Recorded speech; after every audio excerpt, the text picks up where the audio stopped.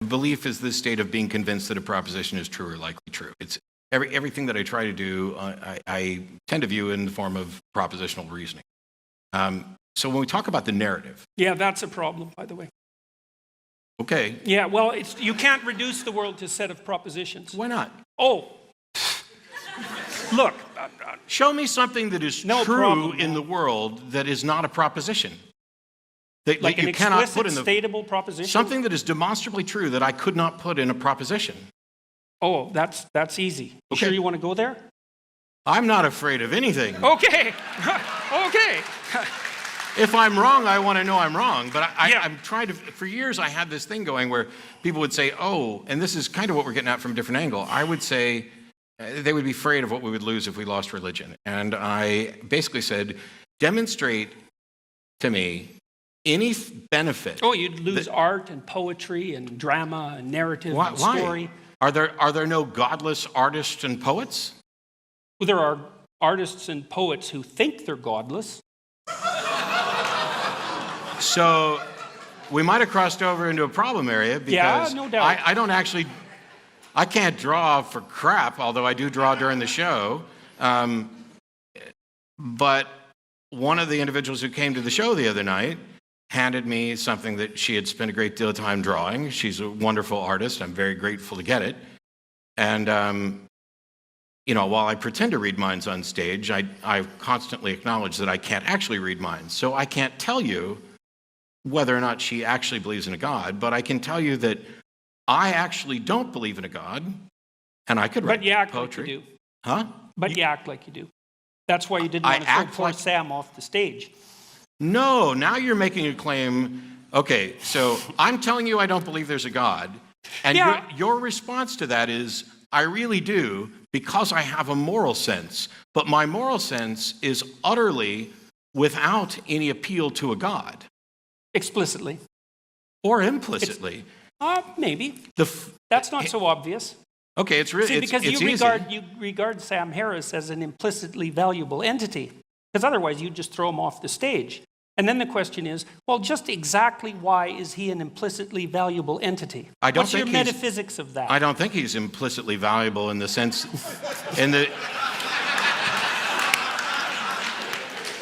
I don't think he's implicitly valuable in the sense that the universe has implied that there's something explicit about it. And for me, morality is far simpler than some people. No, wait, you sounded doubtful about that. You know that, like maybe you're the mind reader. Well, maybe. Because you've already suggested that despite me sitting here and having talked about this for decades, that I don't believe in God, that I actually do because I have a moral code. But my moral code, which I was more specific. I said it was because you didn't want to throw Sam off the stage. Yes, it wasn't but just you didn't. Code. You didn't even attempt to ask me why I didn't throw Sam off the stage. Instead, you went to why do you think Sam has implicit value? Because it seems that in your narrative, I'm willing that's to go the there. only justification. Well, maybe you were afraid of being punished. I think no. Oh, I think you can have a perfectly acceptable foundation for secular morality, even if it fundamentally centers around selfishness. I'd rather not be thrown off the stage. It's in my best interest to encourage that sort of understanding in others, and therefore I will not throw him off the stage. I would rather not have my stuff stolen, and it's in my best interest to encourage others not to do that, so I will not steal stuff, and I will work with others to ensure that the people who steal stuff are punished. It is in a virtually pragmatic moral system. Why do you think it's not in your best interest to have stuff stolen from you or to be thrown off the stage?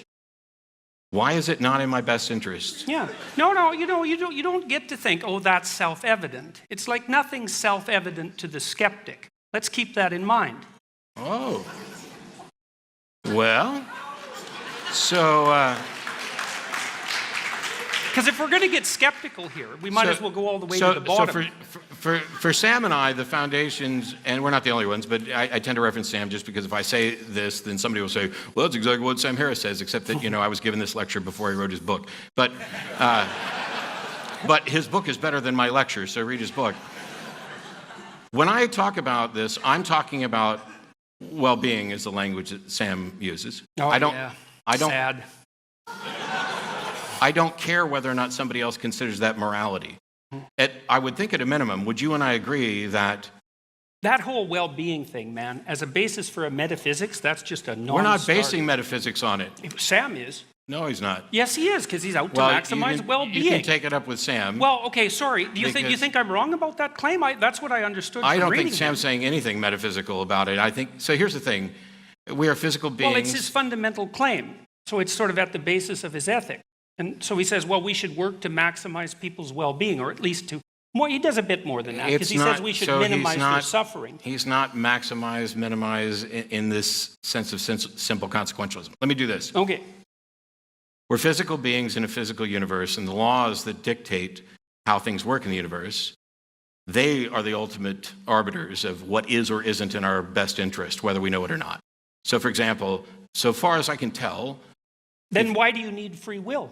I don't think why we do you need believe free in will. it then? Why do you attribute agency to things if the laws of the universe can get to that one point? Well, yeah, but there was a contradiction that was confusing me. Free will isn't relevant to this.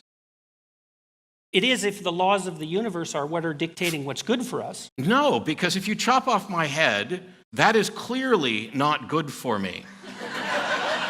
And it doesn't matter whether it was an act of free will or if it was my lawnmower. It's clearly not good for you because you think you're valuable and worth preserving. Yes. Okay, that's the issue. Why do you think you're valuable and worth preserving? Because I am the descendants of people who thought they were valuable and worth preserving, and the ones who didn't think that have killed themselves.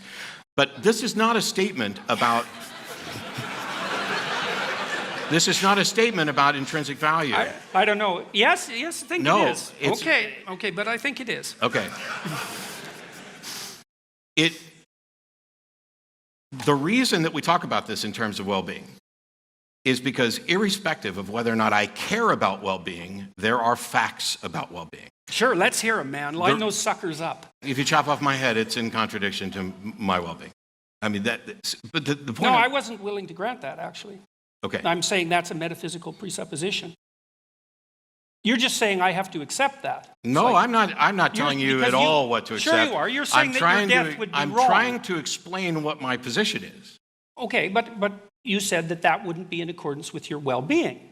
Okay, that's a metaphysical statement or philosophical statement. It's not an obvious fact. That chopping off somebody's head is contrary to their well-being. It depends on how you define well-being. Sure.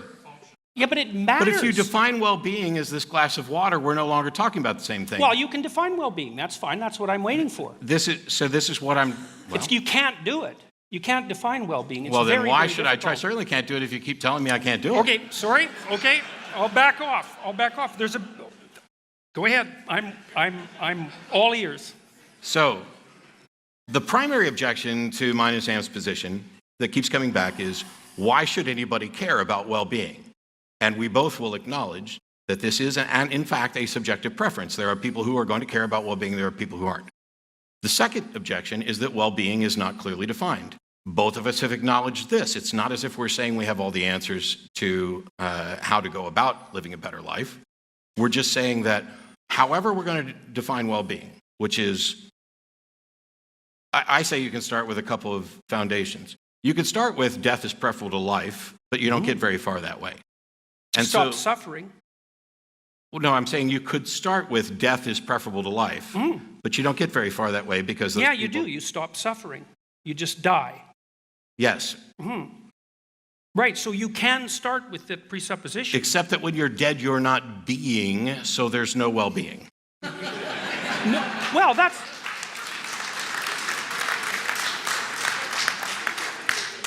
That's not necessarily the case. If we're looking for the best things about our life, you can't say death is better.